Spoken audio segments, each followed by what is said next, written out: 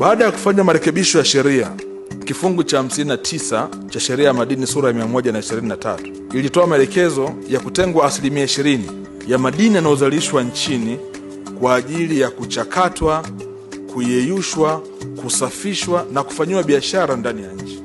Ni dhamira na mpango wa serikali kuhakikisha madini yanaongezwa thamani ndani ya nchi. Kifungu cha 100D kubwa cha sheria ya madini kinazuia usafirishaji wa madini nje ya nchi pasipo kuongezwa thamani. Katika kupiga hatua kwenye eneo hili, tumeendelea kuhamasisha wadau mbalimbali wakiwemo wawekezaji kujenga viwanda vya kuongeza thamani madini yetu hapa nchini. Kwa hivi sasa tunavyo viwanda 8 vya kusafisha madini ya dhahabu hapa nchini Tanzania. Moja mkakati wa kwanza wa serikali kuhakikisha kwamba viwanda hivi vinapata ithibati ya LBMA. Sharti la kwanza la LBMA ni lazima kiwanda kiwe na uhakika wa feedstock ya tani 10 za dhahabu kwa mwaka na silver tani 15.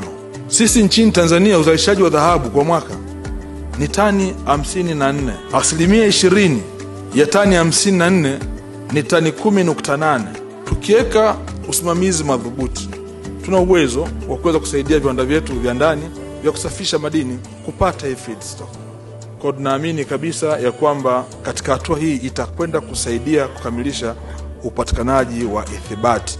Uzuri wa ithibati kipatikana kwa na kiwanda hapa, hata makampuni makubwa yanafahamu kwao itakuwa imerahisishwa sana kuuza dhahabu hapa nchini pasipo kutumia gharama kubwa na riski kubwa. Tumejipanga kuhakikisha kwamba hatusafirishi madini ghafi tena nje ya nchi. Tuna viwanda vingine 9 vinajengwa vya kusafisha madini ya metali kwa maana ya shaba pamoja na nickel.